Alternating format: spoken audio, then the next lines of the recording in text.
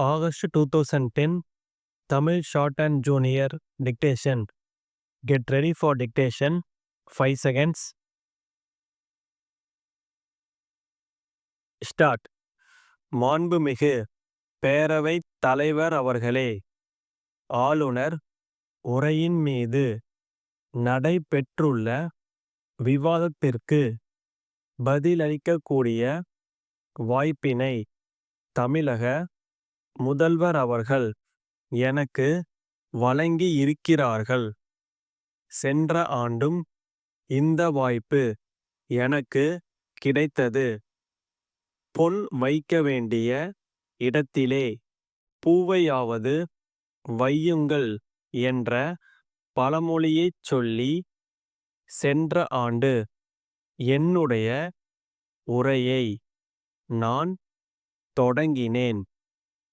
அந்த நினைப்போடுதான் இந்த ஆண்டும் எனது பதிலுரையை வழங்கிட நான் முன்வந்திருக்கிறேன். புதிய சட்டப்பேரவை கட்டடம் அமைக்கப்பட்டு வருவது பற்றி ஆளுநர் உரையில் சொல்லப்பட்டிருக்கின்றது. சரித்திர கீர்த்திமிக்க இந்த சட்டப்பேரவையில் நடைபெறக்கூடிய நிறைவு கூட்டம் இதுவாகத்தான் இருக்கப் போகின்றது. அடுத்து வரும் நிதிநிலை அறிக்கை கூட்டத்தொடர் புதிய சட்டப்பேரவை கூட்டத்தில் விரைவில் நடைபெறவுள்ளது என்கின்ற மகிழ்ச்சியான செய்தியை தெரிவித்துக் கொள்ள விரும்புகின்றேன். அரசு இதுவரை நிறைவேற்றியிருக்கக்கூடிய பல்வேறு சாதனைகளில் சிலவற்றை குறிப்பிட்டுக் காட்டி எதிர்வரக்கூடிய நிதியாண்டில் செயல்படுத்த இருக்கக்கூடிய பல்வேறு திட்டங்களை விரிவாக எடுத்துச் சொல்லி ஆளுநர் அவர்கள் இங்கே உரையாற்றி இருக்கிறார்கள். சில காரணங்களுக்காக இந்த ஆளுநர் உரையை இன்றைக்கு சிலர் எதிர்க்கலாமே தவிர கடந்த 3 ஆண்டுகளில் நிறைவேற்றப்பட்டிருக்கக்கூடிய மக்கள் நலத்திட்டங்களை யாரும் பாராட்டாமல் இருக்க முடியாது. ஆளுங்கட்சியினுடைய செயல்பாட்டை பிரதிபலிக்கக்கூடிய கண்ணாடியாக எதிர்க்கட்சியை சார்ந்தவர்கள் நடந்து கொண்டால்தான் ஆரோக்கியமான அரசியலுக்கு வழி வகுத்திட முடியும். மாண்புமிகு பேரவைத் தலைவர் அவர்களே, 1 கிலோ அரிசி இன்றைக்கு 1 ரூபாய்க்கு வழங்கப்பட்டு கொண்டிருக்கிறது.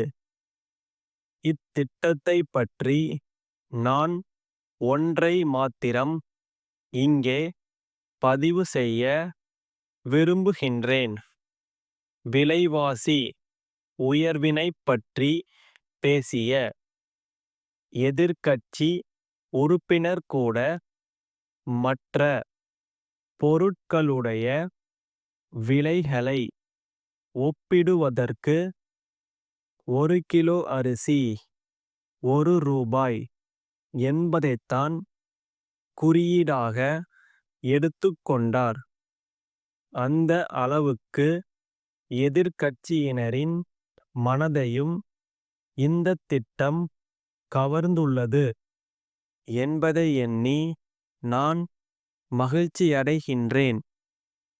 விலைவாசி உயர்வு என்பது இப்போது தமிழகத்திலே மட்டும் ஏற்பட்டிருக்கிற நிகழ்வு அல்ல. மாண்புமிகு உறுப்பினர்கள் தெரிவித்தது போல இது நாடு முழுவதும் உள்ள நிலைமை என்பதை நினைவூட்ட விரும்புகின்றேன். மதுரை பாலாஜி நிறுவனம் சென்னை பழனியப்பா கூட்டமைப்பிற்கு எழுதிய கடிதம். அன்புடையீர், தாங்கள் அனுப்பிய கடிதமும் சோப்புத்தூள் மாதிரி பொட்டலமும் வந்து சேர்ந்தன.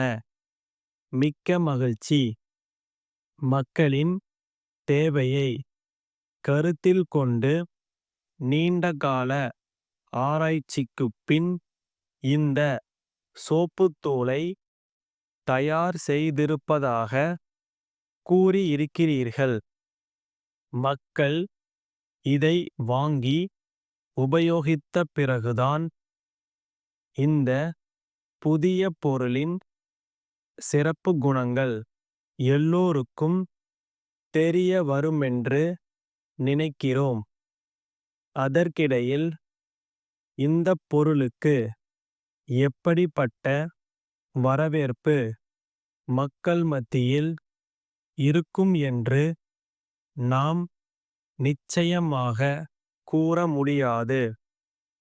ஆகவே முதலில் குறைந்த அளவில் இந்த சோப்புத்தூள் பாக்கெட்டுகளை அனுப்பி வைத்தால் போதுமானதாக இருக்குமென்று சொல்லிக்கொள்ள விரும்புகிறோம். 2 மாதங்களில் ஆகும் விற்பனையை கணக்கில் எடுத்துக்கொண்டு மேலும் அதிக அளவில் அனுப்புவதற்கான ஆர்டரை நாங்கள் நிச்சயமாக தெரிவிக்கிறோம். தங்கள் உண்மையுள்ள ஸ்டாப்.